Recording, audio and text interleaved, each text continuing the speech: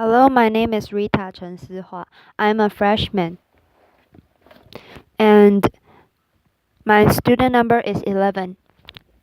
The topic for today's speech is Asking for Help is a Strength, Not a Weakness, by Michele Sullivan. We all have milestones in life that we remember so vividly. The first one for me was when I was entering kindergarten. My big brother was in school, and by golly, it was my time. And I went trotting down that hallway. I was so excited, I almost went myself. And I got to go to the door, and there was the teacher with a warm welcome. And she took me into the classroom, showed me a little cubbyhole. We all remember those little cubbyholes, don't we? And we put our stuff in there, and then she said, "Go over to the circle and play with the kids until class starts." So I went over there and plopped down like I owned the place. And I'm playing, and all of a sudden, the boy next to me, he was wearing a white shirt with blue shorts. I remember it like it was yesterday. Suddenly, he stopped playing and he said, "Why are you so short?" And I just kept playing. I didn't think he was talking to me. Laughter. And in a louder voice, he said, "Hey, why are you so short?" So I looked up and I said, "What are you talking about? Let's just play. We are happy and I've been waiting for this." And so we played, and about a minute later, the girl next to him, in a white shirt and a pink skirt, stood up, put her hands on her lips and hips, and said, "Hey, why do you look so different?" And I went, "What are you talking about? I don't look different. I'm not short. Again, let's just play." About this time, I looked all around the circle I was in, and all the kids had stopped playing and they were all looking at me. And I'm thinking, in today's language, it would be OMG or WTF. Laughter. What just happened? So all the confidence that I went in that morning was withering away as the morning went on, and the question kept coming. And at the end of the morning, before I went home, the teacher had us in a circle, and I actually found myself outside of the circle. I couldn't look at anybody. I could not understand what just happened. And over the next few years, I hated to go out in public. I felt every stare, every giggle, every pointed finger, not just finger, but every pointed finger. And I hated it. I would hide behind my parents' leg like nobody could see me. And as a kid, you can't understand another child's curiosity, nor an adult's ignorance. It became very apparent to me that the real world was not built for someone of my size, both literally or figuratively. And so I have no anonymity, as you can probably tell, and while you can see my size, we all go through many challenges through our lifetime. And some you can see, like mine, most you can't. You can't tell if somebody's dealing with a mental illness or they're just struggling with their gender identity. They're caring for an aging parent, they're having financial difficulty.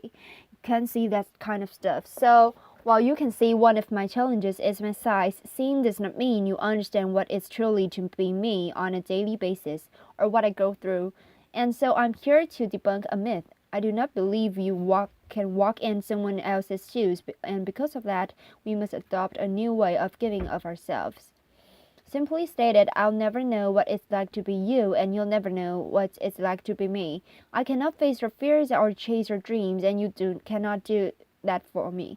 But we can be supportive of each other instead of trying to walk in each other's shoes. We must adopt a new way of giving ourselves.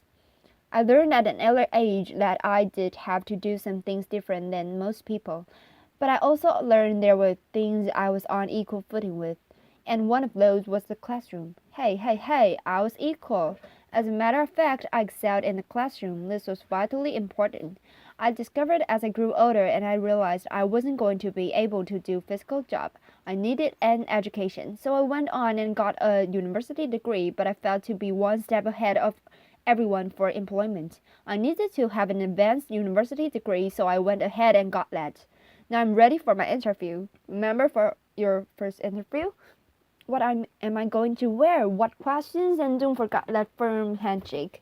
I was right there with you. So 24 hours before my interview, a friend of mine who I've known all my life called and said, "Michele, the building you're going in has steps." And she knew I couldn't climb steps. So suddenly my focus changed, and my shoes I was worrying about how am I going to get there. So I went early and found a loading dock and got in and had a really great interview. They had no idea what I went through for the day, and that's okay. You're probably thinking my greatest challenge that day was the interview or getting in the building. In reality, my biggest challenge that day was getting through the loading dock without getting run over. I'm very vulnerable in certain situations. Airports, hallways, parking lots, loading docks. And so I have to be very careful. I have to anticipate and be flexible and move as quickly as I can sometimes.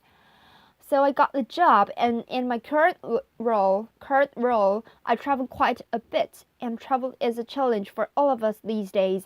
And so probably get to the airport, run through security, get to the gate. Did I get my aisle seat or my window seat? Did you get my upgrade? Me, first of all, I don't run through anything. Laughter.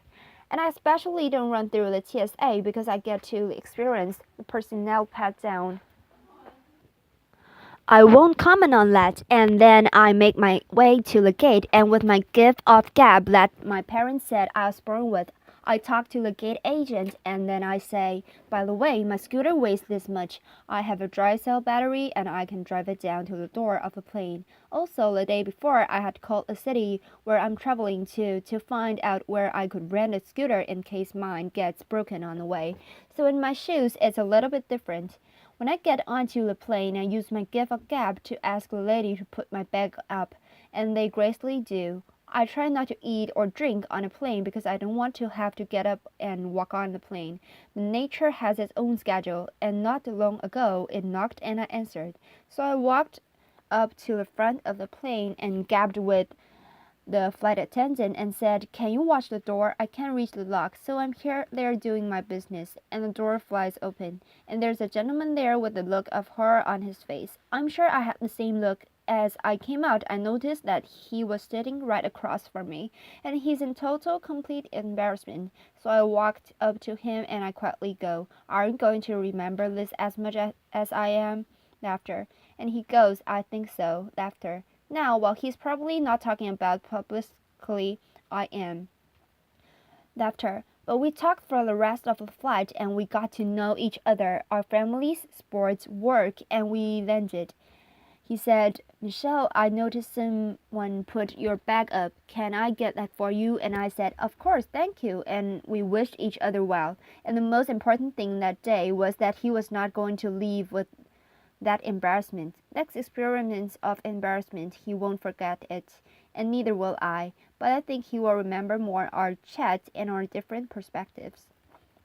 When you travel internationally, it can be more challenging in certain ways. A few years ago, I was in Zanzibar, and I come wheeling in. And think about that short, white, blonde woman in a chair. That doesn't probably happen every day. So I go up, and with my gift of gab, I start to talk to the agent. So friendly, and I ask about their culture and so forth. And I noticed there wasn't a jet bridge. So I had to kind of say, not only do you have to lift my chair, I could use some help getting up the steps. So we got to spend about an hour together while we waited for the flight, and it was the most magnificent hour. Our perspective changed for both of us that day, and once I got on the flight, he patted me on the back and wished me well, and I thanked him so much.